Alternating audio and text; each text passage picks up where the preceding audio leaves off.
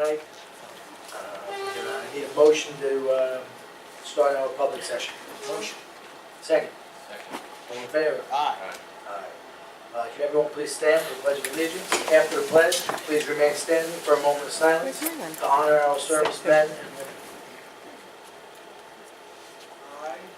Allegiance to the flag of the United States of America and to the republic for which it stands, one nation, under God, indivisible, with liberty and justice for all.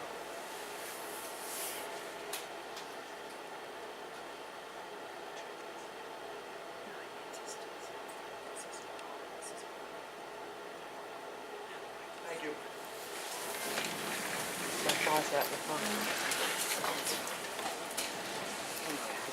Will the district clerk please call the roll?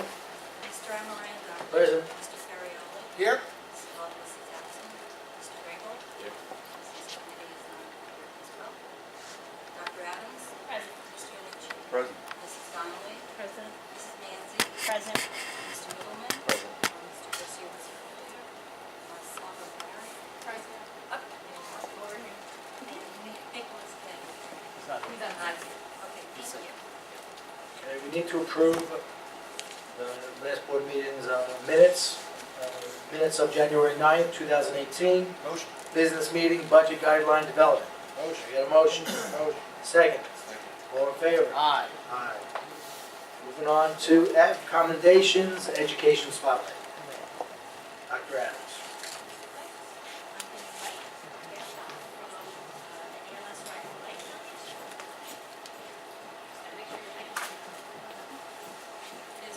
This is on? Yep.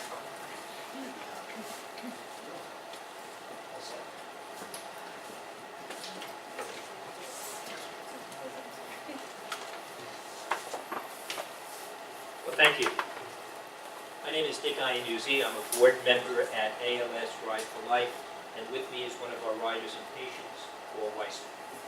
First, let me thank the school board, Superintendent Adams, the staff, and the community for this opportunity to say thank you for your continued support for ALS Ride for Life. As many of you know, this killer disease has no treatment and it has no cure. ALS is a neuromuscular disease that kills over 6,000 Americans each year, one every 90 minutes. A population the size of your school district would succumb to ALS in only 8 months. In every case, it ends with death, sometimes quickly, sometimes over several years. The average patient's life expectancy, in fact, after diagnosis, is only 2 years. Our founder and president, Dr. Christopher Pendergast, is one of the rare exceptions. He's lived with ALS for 25 years. He's now a quadriplegic, on a ventilator, and he uses an eye-controlled computer screen in order to communicate. 21 years ago, Chris founded Ride for Life to service patients, especially here on Long Island, and to fundraise in order to find a cure through research. Since then, the ride has raised over $7 million, a good portion of it from young people in schools like the Ronkonkoma Middle School. With the support of the students, the staff, and the community at Ronkonkoma Middle School, and under the direction and guidance of the principal, Charles Correa, an amazing $3,000 was raised to fight this disease.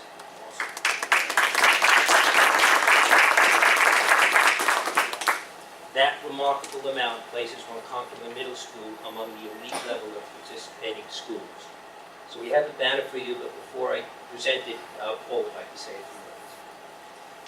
Yeah, so I'm just, for Chuck, I mean, he is an amazing, as you know, person, showing your students and my neighbors, because I live here in Bohemia too, so this monster lives right around the corner. But he's showing them how to face adversity. I mean, overwhelming. I'd like to say he's living with ALS, but I'd like to go further. He's thriving with it. We talked about Dr. Pendergast for 25 years. He is our hope and our inspiration. This past January, it's been 5 years for me that I was diagnosed. So again, I'm one of the anomalies now. According to the doctors, I'm supposed to be pushing up daisies at this point. But it's such a pleasure to be around the students, especially these guys here. We go out and talk to kids all the time about never give up, never lose hope. Always remain optimistic, and no matter what, be willing to get the 5 yards done, no matter how big they are. And the kids from the middle school, they're doing it. And we're looking forward to being here in May, starting on the ride, and seeing them again. So thank you. You guys are doing a great job. Thank you. Thank you very much. That's great. On behalf of Chris and Paul and all of us at ALS Ride for Life, we'd like to present the Ronkonkoma Middle School through this board with the gold banner in recognition of your excellent work.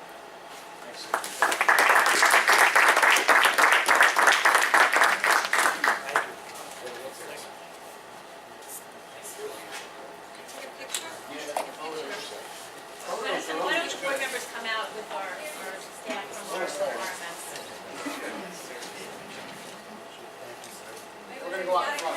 We're going to go out in front. Very nice work.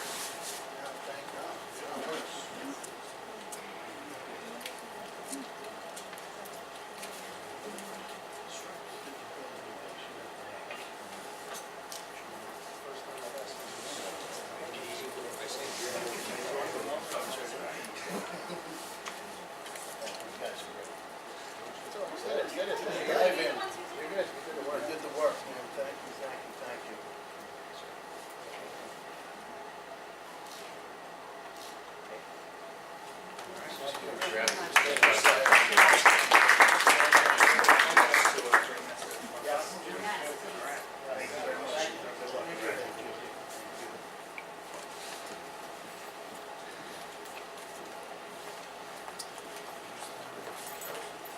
Yes, I'm sure. Get platform shoes, especially when I stand next to Alex.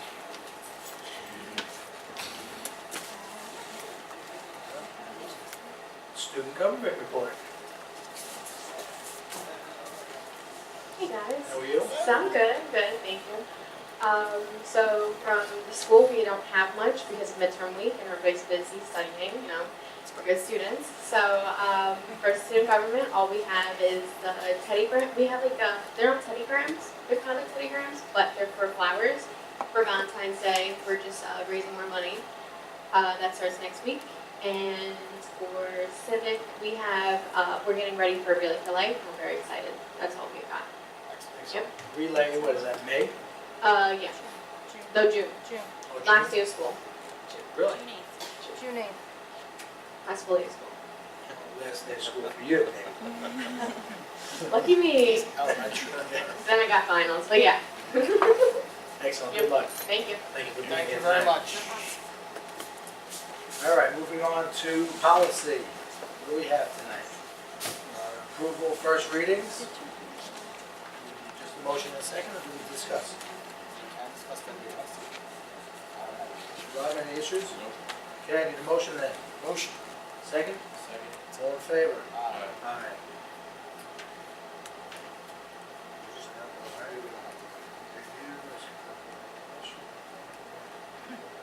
Any questions? Rob? All right, moving on to new business, discussion items. Who's going first with this time? Mrs. Hanaway, E&L Mrs. and board Hanaway? director for the seal of my literacy How are you for today? our students. I'm fine, thank you. Let me just grab, let me get that.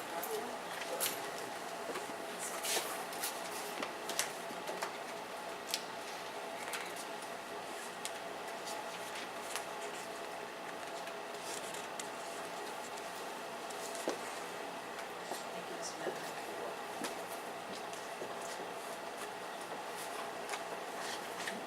Thank you for listening today. I'm really excited to be able to present our new seal of biliteracy to Netwa High School. We met as a committee starting last year. There were probably 10 of us that met throughout the year, planning, preparing, and creating the documents that we are finalizing as we speak. So basically,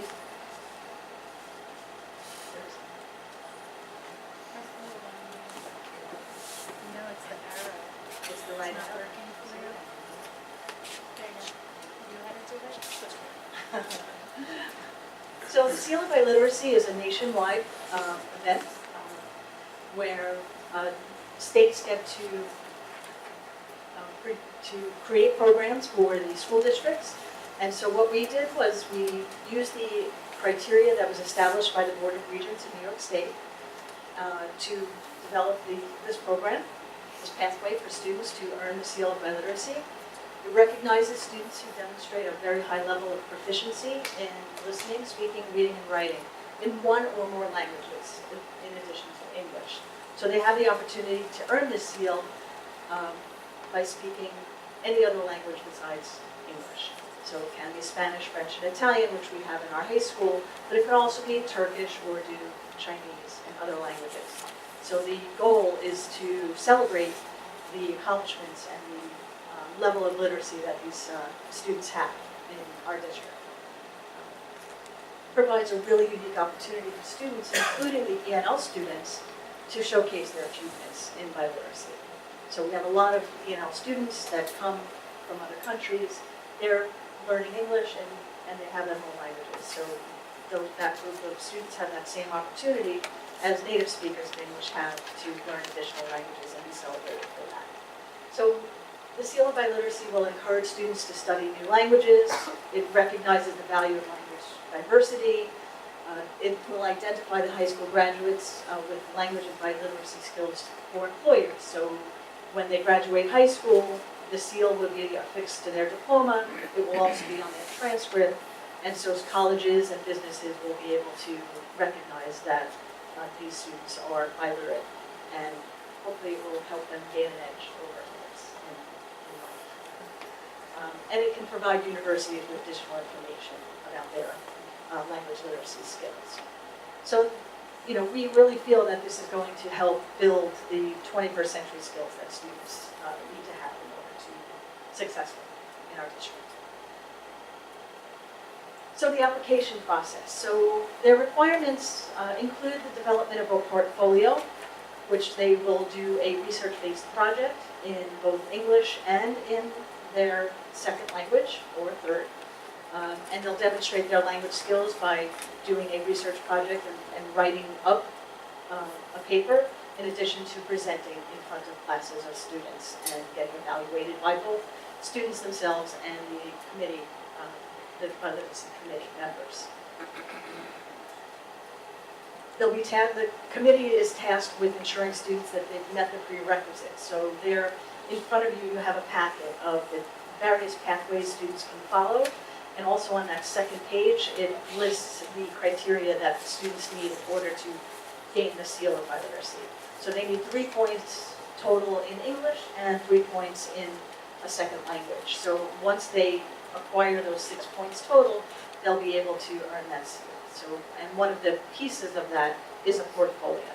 So they'll collect pieces of writing, they'll do presentations, they'll present to the committee, and then we make a final determination if they've met that high level, that intermediate high level of proficiency that is necessary to earn the seal. And they'll get a seal, a seal of completion for that. So, community benefits. So we really are excited about it because it not only allows students to be successful and feel the success of being biliterate, but we also would like to extend the invitation to bilingual community members to help evaluate student portfolios, to listen to the presentations that students are presenting for their portfolio projects. We'd like to build community awareness of world languages and its application to their futures. We want to really showcase the talent that our students have in the district. And in the future, we'd like to create a World Language Awareness Day to celebrate all of this as well. So we're going to start this year. We're going to start small. We will offer it out to our 12th graders that are graduating this year. And they will go through our application process, do the portfolio, and meet that criteria to earn that seal of biliteracy. And over the next few years, we'd like to move it down towards the middle school level where students first begin their language study, and celebrate them at the end of 8th grade, presenting them with certificates of their candidacy for the seal of biliteracy, just to keep that encouragement and support up from 7th grade on, maybe earlier than that in the future. So those who've met the criteria and show excellence in the world languages will receive an award upon completion of 8th grade. And so we hope that this will grow and develop into something that's really a positive thing for us in the district. And that's the overall presentation. Good, thank you. Question though, how, you said a senior right now could get this? They can, because some of the criteria is earning an 80 or above, or 85 or above on their English Regents exam. They will go through the portfolio process, that research-based process, for their second language, which the world language teachers are going to be very involved in and help guide them through that process. So we have support from the world language teachers who will help advise students that want to be candidates for it, and they will be able to succeed by the end of the school year. They were told about this already? Not yet, we're rolling it out next week. So, That's still enough time. plenty, yes. We have a timeline that will fit very quickly. So even though if they're a senior, the last time that they took a language was maybe 10th grade? They have, part of the requirement is to be able to exhibit intermediate, high levels of proficiency in that language, so they would have to demonstrate that. So, and what we'd like to see is for students to continue languages through 12th grade. As a college level course, will easily demonstrate that type of proficiency. So, on a case-by-case basis, of course, we'll evaluate every student that listens. Thank you. Thank you all.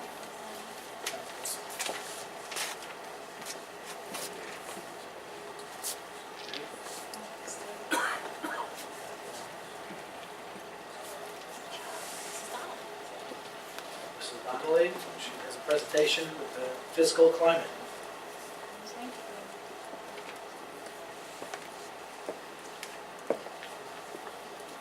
I'd like to start at the end, just to show where we're going to be going.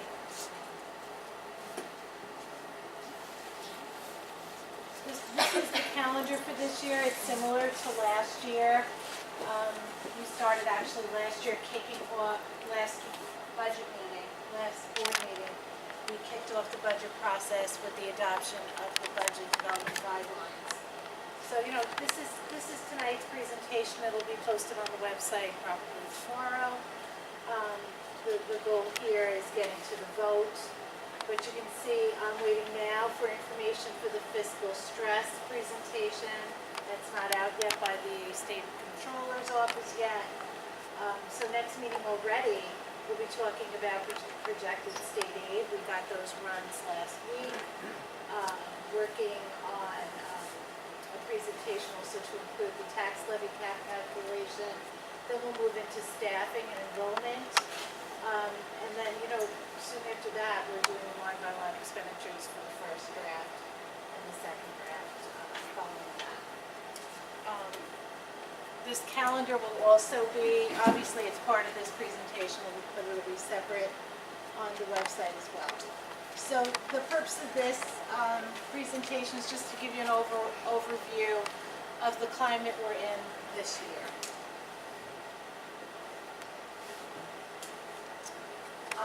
You can see, these are the ingredients that go into the tax levy cap calculation. So that very much affects the climate that we're in for this year. We do not have a significant enough increase in either the pension contribution rates, either for the New York State local retirement system, which is commonly called ERS, or in the TRS contribution rate. So those differences aren't great enough to impact on the tax levy cap calculation. The third factor that affects the calculation is the tax-based growth factor, which is most easily defined as the brick and mortar enhancements, additions within the district. That's at a flat 1. So that's where we are for that. The allowable levy growth factor is capped at 2%, which is why everybody thinks that the cap is 2%. But we've seen there are other factors that play into the here's where that 2% comes into play, because the CPI was actually 2.13. So it can't go higher than 2%. And then the complex one, which will come into play, is the capital tax levy exclusion, which accounts for the interplay between what the district's building aid is and what the district's debt service is. So those are the calculations I'll be working on quite a bit in preparation for the next meeting and the next presentation. The allowable levy growth factor is just showing where that one piece where I told you this year we're at 2%, where it's been over the last couple of years. You can see we're really low here in 16, 17, at, barely above zero. 1.26% last year, and now at the 2%, which it can't be higher than. We did get the state runs, and we have just the executive proposal, not the final state runs, which don't come out till end of March, or even as late as April 1st. But you can at least see the comparison between foundation aid from last year to this year, going up imperceptibly, just by a small quarter of 1%. And our total aid last year as compared to this year, again, this amount will also be, this piece is also affected by building aid. I need to actually fit apart the building aid figure and pull out the projections which include building aid that we won't actually get, because that information is not actually provided for us. That's dependent on the final cost report is in, if the substantial completion is done, if everything's in place for the building aid to actually come through. What triggers it being included in this number is whether a form is filed. So that needs some work for me, so that's subject to change. This is just showing how does total aid compare to last year. We're up by 2.1%.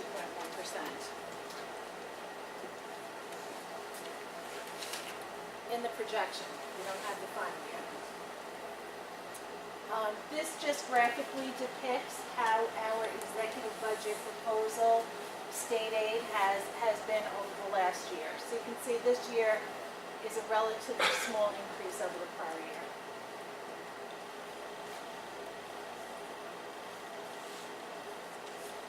And here we see the declining enrollment. It looks pretty dramatic here because of how it's presented, but you can see the difference here. We're going from 6,100 to like 59 and a half, 59 to 60. So we are declining enrollment.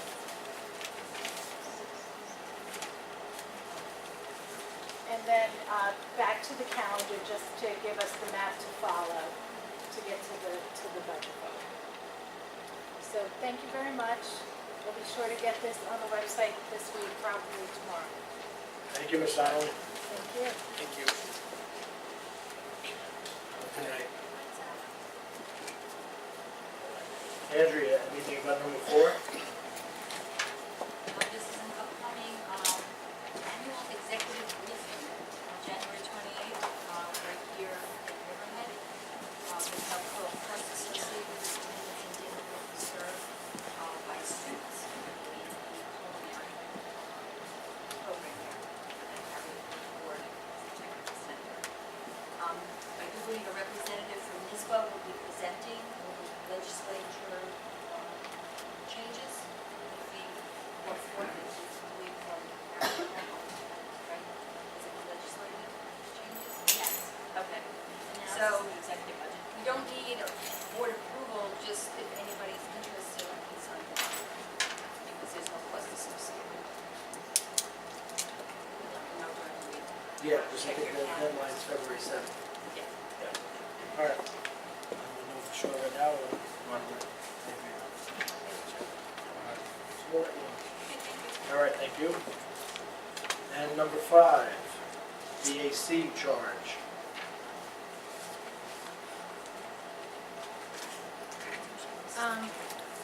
Probably best is for me to read it to you.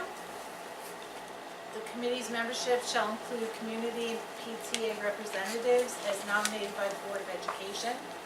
The goal of this year's budget is, if possible, is to limit the tax levy increase to what a tax cap would provide or lower if possible.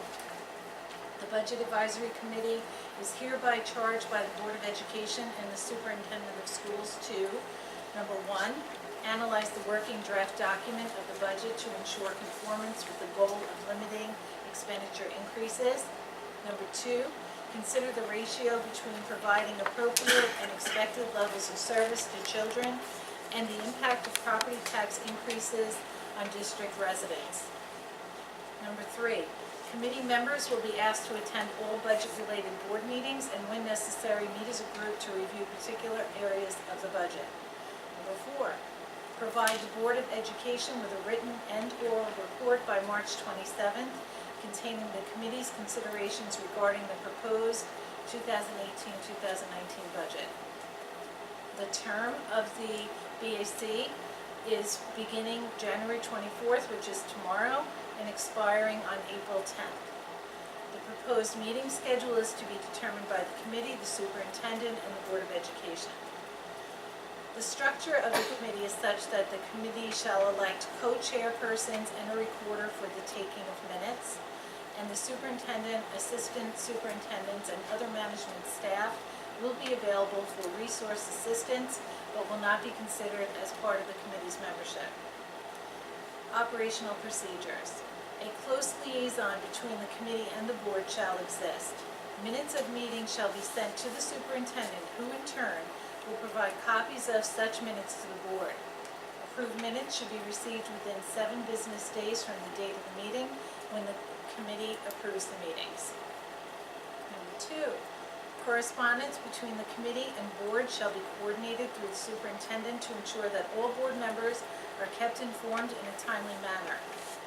3, meetings of the committee shall be open to the public and shall be conducted in accordance with the spirit and intent of New York State's open meeting law. 4, collective bargaining issues related to terms and conditions of employment, including but not limited to salaries of employees, are not within the scope of the committee's charge and function in accordance with the New York State Public Employees Relations Law. Such issues are the sole responsibility of the Board of Education and Superintendent of Schools pursuant to state law. 5, the committee's final recommendations should be based upon agreement among the members. Until such agreement is reached, a report is usually not made without a minority report. The committee retains the right to determine the process of arriving at agreement. For example, consensus, majority vote, etc. 6, the committee's report and oral statements are to be made to the board and superintendent prior to any public release. The committee and/or committee representatives shall not release any oral or written statements and/or shall not release any majority or minority reports to the media. The release of committee reports and statements to the media is the sole responsibility of the Board of Education. Subsequent to the submission of the committee's reports to the school board, the committee and/or committee members may comment to the media if requested regarding the committee's work and recommendations. 7, the committee will submit its report at a budget meeting of the Board of Education. 8, the board may consider and vote upon the recommendations of the committee. However, the board is not obligated to follow committee recommendations. The Board of Education, as the official governance body, has the right to accept, reject, or modify all parts of such recommendations. 9, following receipt of the committee's final report and recommendations, the Board of Education will review the document at a budget meeting. And finally, number 10, the Board of Education reserves the right to rescind the appointment of any committee member who does not comply with the official charge or who does not conform to the committee's operational procedures. This is part of the consent agenda, but it's presented here for discussion. So we'll be voting on it later? Yes, Okay. That's it? that's it. All righty. Thank you. Welcome. Moving on to public comment. This section is 30 minutes in length. This section of the agenda gives the Board of Education an opportunity to recognize persons who wish to raise a question or to make a brief statement on items regarding school matters. The time available will be limited to 3 minutes for one or more topics. Persons wishing to speak are asked to adhere to the following guidelines. Step to the podium. Address the board president only. You may address one or more topics in the time allotted. Individual employees, parents, or children should not be identified by name, title, position, grade, or building. The board has the final decision in determining the length of time, the appropriateness of the subject being presented, and the suitability of time for such a presentation. Ms. Panico. Can we just hold 1 second? Mr. Mahoney, can you get the screen back up? Thank you.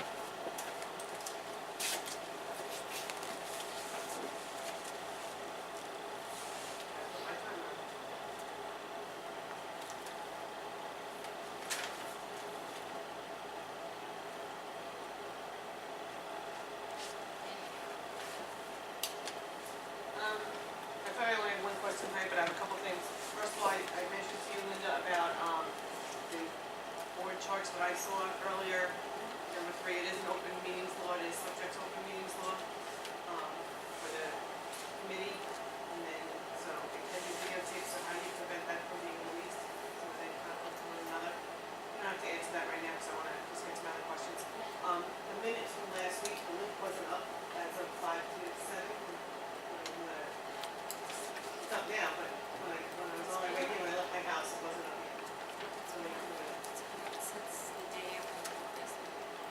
And I just checked again, and there was no link to the minutes. Just wanted to point that out. The other thing that I just wanted to really talk about tonight was, community service. There was a big discussion on Facebook about community service, and this is, I guess, directed to you, Craig, because you guys are on the board, about whether making it mandatory or not. So there are some people that are for that, some people that are against it, some people that want community service but not mandated. You know, how you tell a kid if they can't graduate. So Mary Lou Santi, I don't know if you know her, Linda, but you know her. She used to be the athletic director here. She said that I could use her name. She actually did her studies for her administrative degree in something called service learning, which I thought she explained it to me. She gave me an article on it. I thought it was a great idea. Maybe you guys can look into it. So in every subject area, you have teachers that volunteer to do this. So say Spanish, that's nice easy. And in the classroom, the teacher actually takes them to go say teach English as a second language to little kids, and that counts as community service. So it's done through the school. It's done in class. It's not a burden on parents. It just seemed like an all-around win to me. And again, it wasn't my idea, so maybe you'll consider it then. Just kidding. But Mary Lou Santi said that if you have any questions, again, she did her whole thesis on that. So to contact her, she'd love to talk to you guys about it. And personally, I think it would alleviate all the mandatory outrage over volunteerism and how it's just mandatory doesn't make it volunteer and that whole discussion. So that's all I wanted to talk about today. All right. Thank you. Thank you.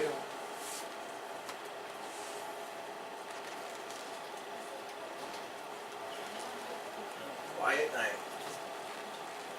Not that. There seems to be a lot of public and probably not again, but still. Deidre, you got to talk into the microphone. Yeah. Sorry, you're low. You're quiet. I'm just hearing again at home that they can't find a bathroom to use. And they're sprinkling down hallways to try to get to the bathroom so they can come back and get to class on time. They're all closed, I guess, because of the smoking and whatnot. I know it's an age-long problem, but is there something that we can do so kids can get to the bathroom? I mean, it's been a problem for years, but Well, it's been a problem that the bathrooms have been locked. they're closed up because to avoid the kids going in and smoking or whatever they're doing. And there's no outside monitor. Like there's no teacher outside that bathroom for that period, I guess. Like aren't there always hall monitors, keepers on hall busy or something? That could maybe station themselves by the bathrooms.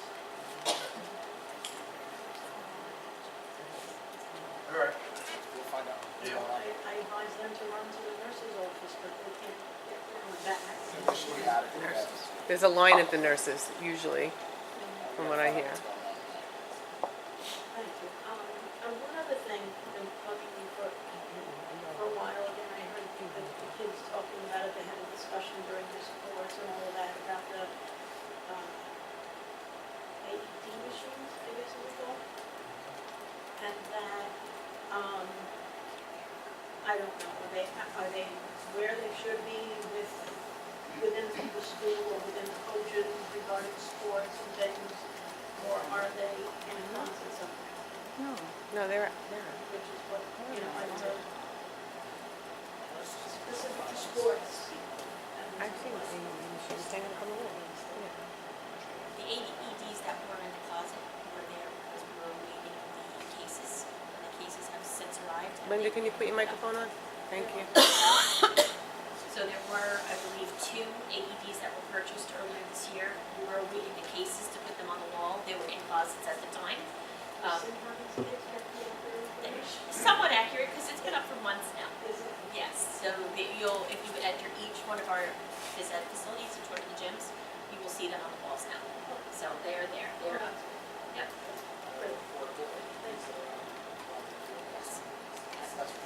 Thank you. Yes.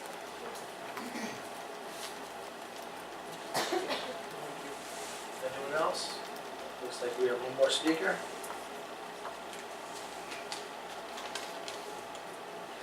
Good evening, my name is Steve Wilkinson. It's my understanding that the teacher's contract is up, and I would like to see some changes with regard to the coaching staff, in the best interest of children. I think that we should hire the most qualified person for coaching as opposed to hiring someone that just wants the job from in-house. It's commendable to have teachers apply for coaching jobs, but in reality, if they are not fully qualified to take on that position, they shouldn't. If it is your intention to hire a coaching staff based on availability, I think you are doing our kids a horrible disservice. Coaches need to rise to the occasion just as kids do if they want to prove themselves in the highlight of their ability. Having a coach staff that is knowledgeable and in tune with the children in their respective sport is an important part of their success. I'm hoping that we have an open and honest discussion about the future of the coaching staff. We can come to an agreement that is acceptable for the Connecticut community. Connecticut students, athletes deserve to have the best possible coaching staff there is. We as parents owe it to our children to help them succeed academically and athletically. I'm not here tonight to bash any of the coaches that were here, because I think we've had some great coaches. Mr. Santora spends hours, if you like him or not, spends hours with the kids. Mr. Ambrosini, and I can go on for a bunch more. But I've spoken to many families who feel the same way I do about having the best possible coach for our kids. They are willing to sign a petition and pen an ordinance to ensure that this happens. I understand that the times are changing, but the foundation of sports remain the same. You can't teach what you don't know. Kids won't learn if you can't teach it. It's that simple. Our school district will thrive as a result of having the best coaching staff. As elected officials, you will address this issue. How will you address this issue? What are we doing about this? Just because you're a school teacher, you're allowed just to take a job? I don't understand how that works. I'm very confused about that. Because in the real world, if you don't know what you're doing, it doesn't work that way. So please explain to me what you mean by that, because I'm confused about that. What I can tell you, sir, is whether, I'm not saying that I agree with your position or not, but unfortunately, it is a contractual issue that is written into their contract. I So understand that being said, you are charged with upholding their contract, and the contract states that if a Connecticut unit member, teacher, / any of their unit members apply for the position, they would be given the position over a person who is not a unit member. Unfortunately, for some people that don't believe in that, some may or may not, that is part of the contract. You've known in other school districts, they went that route outside, and the sports thrive like you won't believe. And anyone who knows about it can't deny that.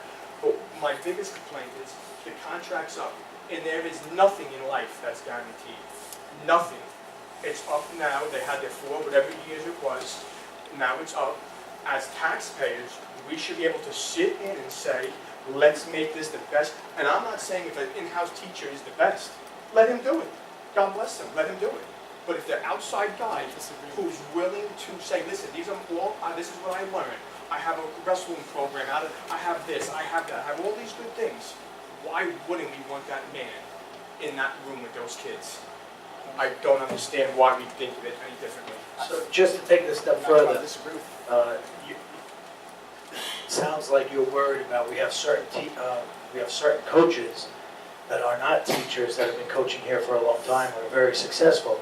So, you know, you have a concern that they could just be gone, just, Not even that, Mr. A. I'm concerned that they leave, and then who you put in there. And then anybody knows coaches, it takes a long time to get a good wrestling coach or a good varsity baseball coach. It takes years. Just because you play the sport, that don't make you a good coach. So we should be more open-minded about saying, let's come to the table and say, these 2 men who are perfect at whatever sport, soccer, baseball, whatever it is, I just don't think it's fair. And to be quite honest with you, I don't think it's right as a taxpayer and a business owner for 20 years to have someone tell me who's just going to be the person. I just don't think that's fair. It's not. It's not. I go to work every day, I pay the taxes, I have 2 kids that go to this school, and the taxpayers have the right to say what they feel. And it's not.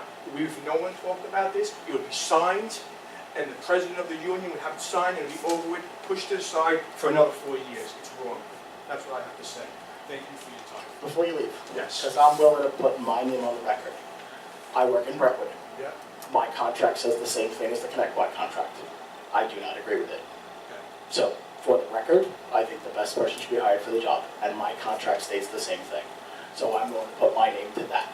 That being said, I can't speak to negotiations that are happening, but I can tell you it was on a list of things that we needed to discuss, and we did discuss. And I'm not saying we hire an in-house or an out-house coach, and they have 1 or 2 bad years, and you want to get rid of them. There's got to be somewhat of a 5-year, like the real world. You have 5 years or 3 years to prove whatever it is, you know, and give them a chance. Craig, how do you feel about that? I wholeheartedly agree with you. Ms. Adams, how do you feel about that? It's really inappropriate to have this conversation with people on their feelings, especially when the board speaks as a whole board. I don't understand what you mean, Ms. Adams, I apologize. I don't understand what you mean. You have a feeling about it, or you don't. Is it the best interest of the kids, or it's not the best interest of the kids? It's the contract that we have right now. But again, the contract is up, Ms. Adams. Is it for the best interest of the kids, or is it the best interest of the teachers? I'll be honest with you, I'm very uncomfortable with this Okay, conversation. you have a good night. Thank you for your time. Can I Thank help you? You asked for clarity, though. I do want to, and I don't want you to leave disgruntled, because I hear... Because we have a board member. No, I We do. have a No, board member. hold on. Just let me finish. I don't want you to leave disgruntled, but I think it's important. You asked in the beginning for clarity as to how this situation works. And unfortunately, whether you like it or not, and everybody sits in a different seat, even though the contract is expired, which is what a lot of people may not understand, it is still currently the contract. And in order to change it, you need to negotiate, and the only way to negotiate that out of a contract is unfortunately through negotiation, which would be to give something else up. Now, you've heard where I stand. Yes, thank you. So, but it needs to be made clear that that's where a contract sits in New York State when it is expired, it still is in effect. And so I don't want to mislead anybody by saying, well, it's up now, so we need to change it. We can't arbitrarily change it. We can make proposals to do that, and then it has to be agreed upon by all parties. So I just want to make that clear. I don't want you to leave disgruntled. I've told you where I stand. Mr. Ambrano's told you where he stands. It's not about that. It really isn't. You know, I think it's a very frustrating issue. We all feel I suggest you try to have a meeting with the president of the teacher union. Well, seriously, I mean, Yeah. I So how do we, as think board that's members, the how route do you we should go go. to the next step and see if we sit down with, like what Mr. A just said, how do we sit down with them and go over this? Call them up. How do we do this? you can call them up. Greg, you said you want to get petitions and sign it. You can get those numbers and have a group of people maybe sit down with him and his leadership and his coaches who are teachers, so some are teachers in this district who may not feel, and they're the people who can make that change. Unfortunately, we can only try and negotiate the change. They could come to us and say, as teachers, we don't want our contract anymore, we want the best for, that's up to them. They could do that, but that would maybe come from pushback on the parents' side. Yeah, like anything else, it's numbers. You need numbers. And thank you, and I And just as a wanted, parent, I'd Thank be more you. than happy to stand on that side, as a parent. and I just want to say, I'm not talking anything bad about the coaches that are here. No, all the Like I coaches said, I are think great. we have some of the greatest coaches that we're Yeah. in-house. Yeah, we love it. Because This they're isn't like, about, this isn't they're about a soul. particular coach. But it's just It's about, about a situation. it's about a situation. Absolutely. And to be honest with you, it's more about, you just don't get the last word to say what happens when you work as a taxpayer. That's the bottom line. Thank you, sir. Thank you, sir, for coming. How long is a coach hired for? What is that process? Yearly. I'm a little- Yearly, it's an annual appointment, just for that season. They have to reapply every time. What do they do over the summer or is it before? Different times. We changed it this past year, usually, I think it was in the summertime. Depends on the season. Depends on the season. How you guys doing? Hello, sir. So I'm a friend of Steve that was just up here, and my son actually graduated last year, so I don't even have a child doing anything. A lot of you know my son has been here accepting trophies and plaques for being a Wall County wrestler for the last 2 or 3 years, and I have the same frustrations. So I was listening to some of the things, the whole contract and whatnot, and I just found it, interesting that we, as parents, I would take my son to tournaments off-season now. This is all on my time and his time. Go to different club sports, prepare him to be the best that he could possibly be. And then we get into a situation at our school where our coaches, quote unquote, and these are terms that were just basically, they were said by the coaches, we're not required to do those extra things that a lot of the other schools do. We're not required, so we just don't do that. Being that, and some of you may not even know what I'm talking about, but there's some tournaments that go on during the season, Eastern States being one of them, huge tournament. You get to wrestle other kids that have been county champs, state champs, or placed in the states. And every time a wrestler beats one of those wrestlers, you get points. So my son was 3 points away from going to the states last year. 3 points. And that all falls on the coach's shoulders. And I don't care what anybody says. We do a lot to prepare our kids to do, and wrestling is no joke. In my opinion, wrestling is probably the toughest, the most grueling sport there is. And from that, you probably get some of the best people afterwards, because it shows there's no other sport out there that shows the kind of determination and dedication that wrestling shows. I mean, the tortures that they go through on that, personal tortures. So you mentioned the whole contract being up, and it's a teacher thing.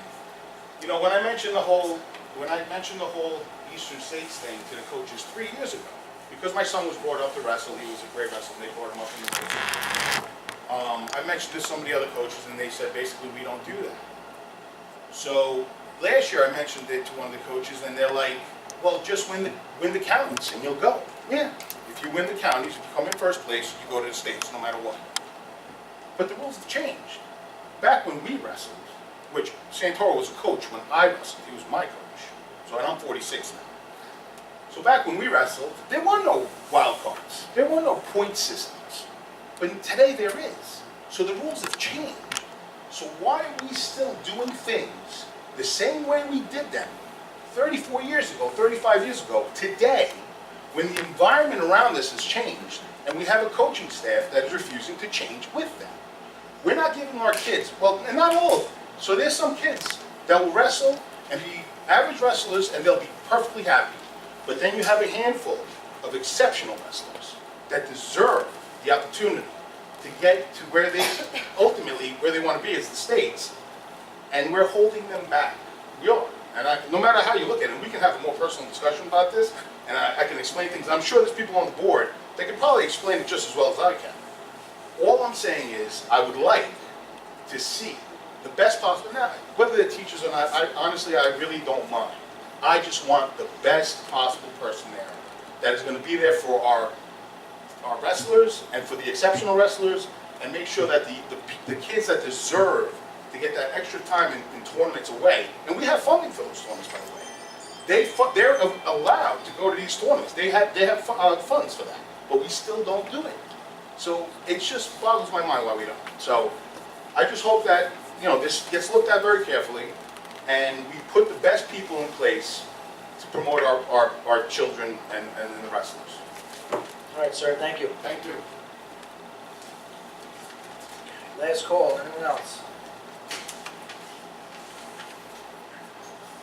All right, moving on to K, recommended action, personnel matters.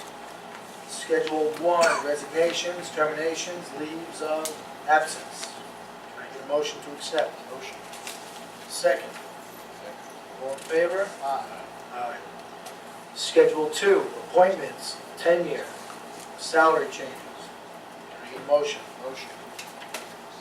Second. All in favor? Aye.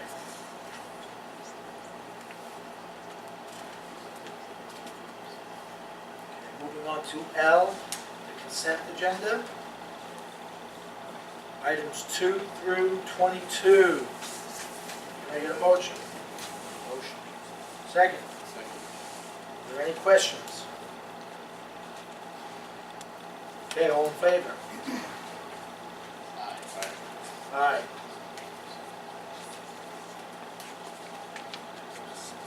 That's it.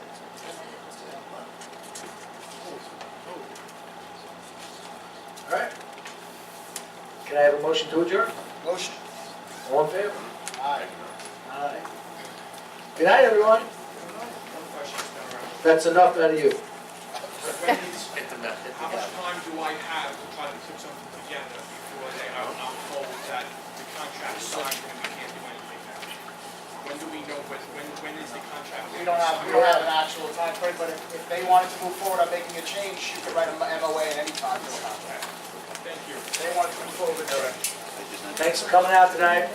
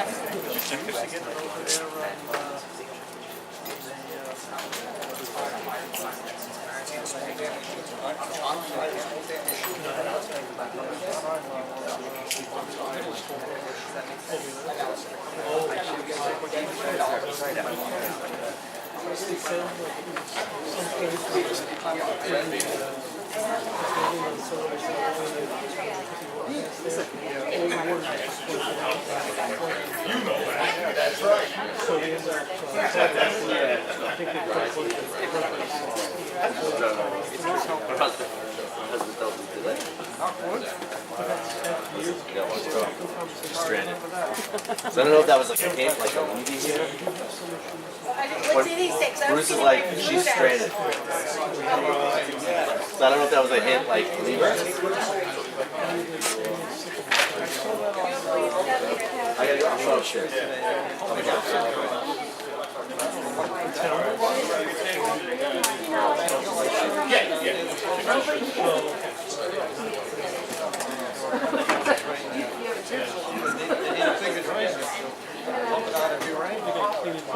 They were pumping it out and sending the water into somebody's coffee, into the church coffee. No, it wasn't cold. It's fine. I'm not loud enough. Why not? You don't get that till you turn 21. The third one grows at 21. Right, so then he said, well, you know what, turn like the mics over here. If I can hear you. Yeah, okay, I'll be Don't pick on me, Andrea. I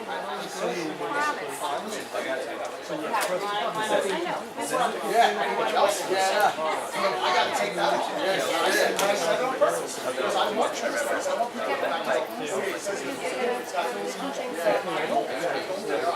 You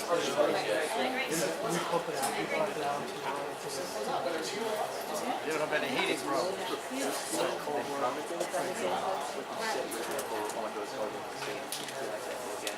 You put on your own wall, then you put it. That's the part.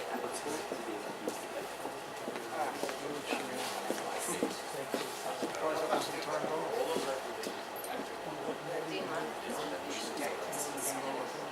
Okay, now you know.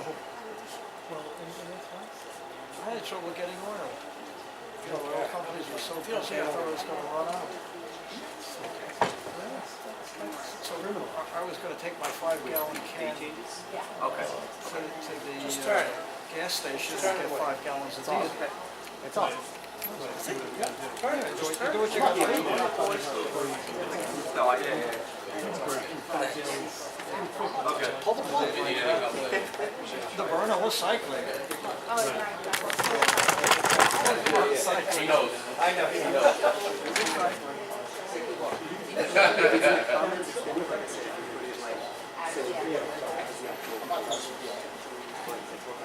Lisa, It's a bad situation.